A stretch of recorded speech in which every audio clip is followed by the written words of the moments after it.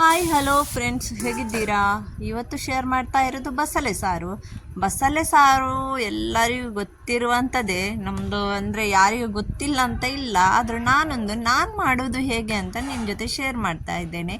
ನೀವು ಕೂಡ ಹೀಗೇನೆ ಮಾಡ್ತಾ ಇರ್ಬೋದು, ಇಲ್ಲಾಂದರೆ ನೀವು ಅನಿಸ್ತಿರ್ಬೋದು ಒಬ್ಬೊಬ್ಬರು ಬಸಳೆ ಸಾರಲ್ಲಿ ಏನು ಕಣ್ಣಲ್ಲಿ ಕಾಣಲಿಲ್ವಾ, ಬಸಳೆ ಸಾರು ತೋರಿಸ್ತಾ ಇದ್ದಾರೆ, ನಾವೇನು ಮಾಡೋದಿಲ್ವಾ ಅಂತ.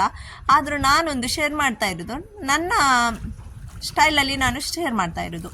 ಇಲ್ಲಿ ಬಸಳೆ ತಗೊಂಡಿಟ್ಟಿದ್ದೇನೆ. ನಾನು ಮೊನ್ನೆ ತಗೊಂಡು ಬಂದ ಬಸಳೆ ಫ್ರಿಜ್ಜಲ್ಲಿ ಇಟ್ಟಿದ್ದೆ ಕಟಿಂಗ್ ಮಾಡಿ. ಅದನ್ನು ಚೆನ್ನಾಗಿ ವಾಶ್ ಮಾಡಿ ಇದನ್ನೀಗ ಬೇಯಿಸ್ಲಿಕ್ಕೋಸ್ಕರ ಇಡೋಣ. ನಾನಿವತ್ತು ಹಾಕ್ತಾ ಇರೋದು ತೊಗರಿ ಬೇಳೆ ಹಾಕಿ ಸಾರು ಮಾಡ್ತಾ ಇರೋದು.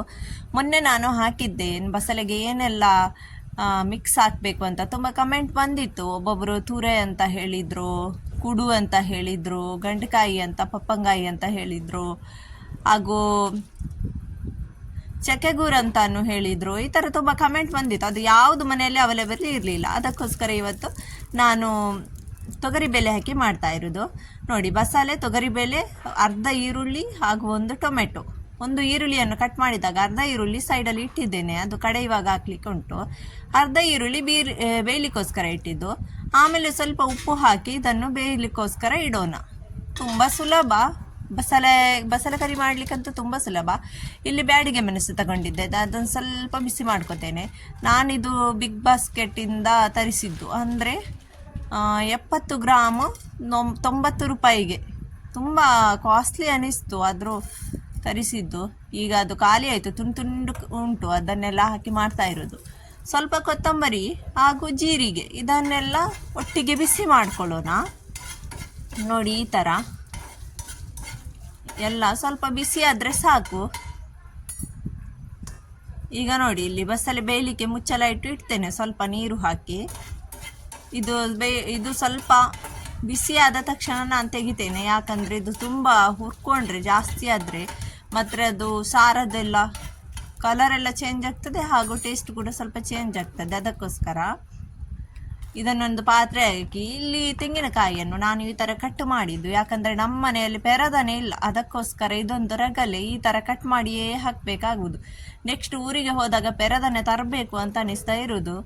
ಈಗ ಇಲ್ಲಿ ಅರ್ಧ ಈರುಳ್ಳಿಯಲ್ಲಿ ಇಟ್ಟಿದ್ದೆ ಅಲ್ವಾ, ಅದನ್ನು ಕೂಡ ಇದಕ್ಕೆ ಕಡಿಲಿಕ್ಕೋಸ್ಕರ ಹಾಕೋಣ. ಹಾಗೂ ಸ್ವಲ್ಪ ಹುಳಿ ಹಾಕಿ 1-2-3 ಬೆಳ್ಳುಳ್ಳಿ ಕೂಡ ಹಾಕಿ ಈ ಥರ ಗ್ರೈಂಡ್ ಮಾಡ್ಕೊಳ್ಳೋಣ. ನೀರು ಎಲ್ಲ ತುಂಬ ಜಾಸ್ತಿ ಹಾಕಬೇಡಿ, ಸ್ವಲ್ಪ ಅರಿಶಿನ ಹುಡಿ ಕೂಡ ಹಾಕ್ತೇನೆ. ಫಸ್ಟಿಗೆ ನಾನು ಅದೇ ಥರ ಗ್ರೈಂಡ್ ಮಾಡ್ಕೊಂಡು ಬರೋದು, ನೀರು ಹಾಕದೇನೆ. ಆಮೇಲೆ ಸ್ವಲ್ಪ ಈ ಥರ ನೀರು ಹಾಕ್ತೇನೆ.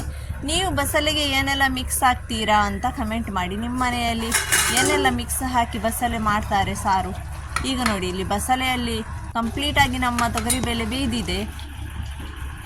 ಇಲ್ಲಿ ಇದು ಕೂಡ ರೆಡಿ ಆಯಿತು, ನಮ್ಮ ಕಡೆಪು ಕೂಡ.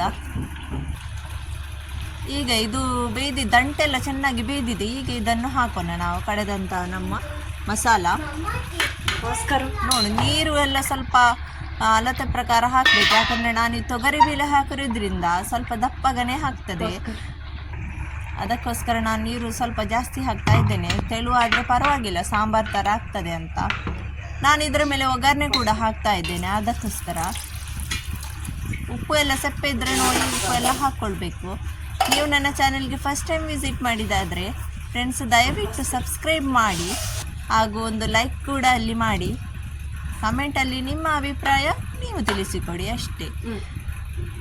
ಸಬ್ಸ್ಕ್ರೈಬ್ ಮಾಡಿದರೆ ನನ್ನ ನೋಟಿಫಿಕೇಷನ್ ಇದೇ ಥರ ಸಿಂಪಲ್ ಆಗಿರುವ ಅಡಿಗೆ ಅದೆಲ್ಲ ಬರ್ತದೆ. ಈಗ ಇಲ್ಲಿ ಒಗ್ಗರಣೆಗೆ ರೆಡಿ, ಅಲ್ಲಿ ಕುದೀತಾ ಉಂಟು ಸಾರು.